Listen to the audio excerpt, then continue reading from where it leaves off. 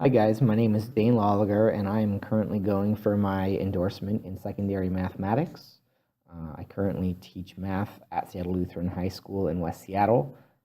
Today I am going to be talking with you guys about Professor Gritter's lecture on the three types of metaphors and how that fits in with my chosen subject of mathematics and my teaching style. So here goes. Mathematics is the science of numbers. Though numbers are a man-made construct, we can use the language of numbers to quantify and understand the world around us. The knowledge metaphor that I believe best fits mathematics is that it is both a hard and pure form of knowledge. From this week's lecture, hard knowledge is defined as being verifiable, definitive, and cumulative. Let me take a moment to define those terms to see how they fit. The term verifiable means that something can be checked, and given the proper methods or processes, the answer will always be reproducible. In the case of mathematics, with any given problem, there is only one correct solution. However, one of the things that I enjoy most about math is the variety of methods that can be used to solve a problem.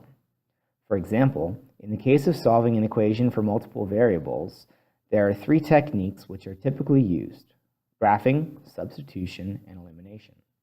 All three techniques will result in the same values, but typically one of the techniques will lead to a more straightforward solution.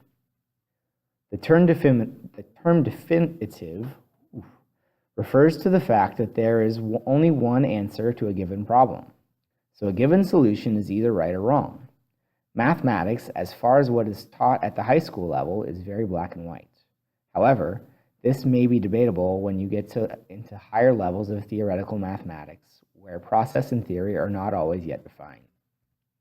The term cumulative means that something builds upon one's previously learned knowledge, whereas a subject like history may be taught by taking screenshots of world events and learned as what is going on during a certain period. In mathematics, to progress to more advanced concepts, a firm grasp of previous concepts is necessary. As a high school student graduates from algebra and geometry courses into the more difficult concepts presented in calculus, such as finding limits, they must have a solid understanding of all the previously learned material, such as how to graph functions or how to look for values that would cause a function to become undefined. When looking at the distinction between pure knowledge and applied knowledge, it seems that math would fall primarily under the pure knowledge classification. Math is the subject of rules, laws, and proofs, all things that benefit from memorization. Given the fact that I believe that math is both hard and pure, I believe that puts me firmly in quadrant C. Another type of metaphor that Professor Gritter addressed in her lecture was the metaphor for teaching styles. I believe that my style of teaching and that of many other STEM teachers would fall under the teaching as telling and controlling. The definition being that teachers provide discrete sets of disciplinary knowledge to be learned by the students. In mathematics, a teacher needs to have a solid understanding of the concepts that must be covered in a course as prescribed by the Common Core curriculum. This is important because, as I stated before, mathematics is a cumulative subject that builds upon previous knowledge. If a student has any gaps in that previous knowledge base, they will struggle with future concepts and may need to spend additional time backtracking to fill in those knowledge gaps. Bob Moses touched on the fact that many students who graduate from high school have knowledge gaps which prevent them from starting their college math career in a course that yields college credit. The third type of metaphor discussed with regards to literacy. Mathematics is one of those tricky subjects that does not always have an easy way of relating concepts to real-life experiences. Though I believe that it is incredibly important for educators to make these connections whenever possible to motivate students and prevent the inevitable questions of, when are we ever going to use this?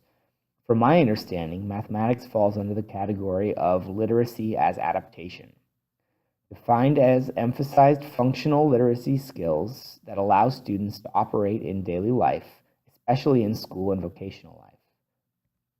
Though a student may not always have the foresight to know where concepts such as compound interest and ratios will play out in their lives after high school, the fact of the matter is that from budgeting to baking to helping their own children with math homework, students will benefit from learning math. One thing that I tell my students, though a little more abstract, is that by doing these sorts of problems, they are in fact rewiring and training their brains how to think and problem solve, to struggle and overcome. And that is something that is of benefit to everyone, regardless of what they go into for a career, whether it involves mathematics or not. When looking at the example of Bob Moses and his work with the Algebra Project, it seems to me that the metaphor that he might define himself as cross over between several metaphors. With what I have learned about Moses through his writing, it seems likely that his metaphor for knowledge would fall under the hard and pure knowledge base, as I would expect with a typical STEM teacher. However, it is when we look at the metaphors for teaching that I see a split between two metaphors. While I believe that Moses would still fall under the teaching as telling and controlling category, he also has a clear calling to teach mathematics and specifically algebra as a way that is empowering to youth from minority and underprivileged communities. This was refreshing for me to hear that equality and social justice can be taught and achieved through a subject which seemingly only deals in cold hard facts.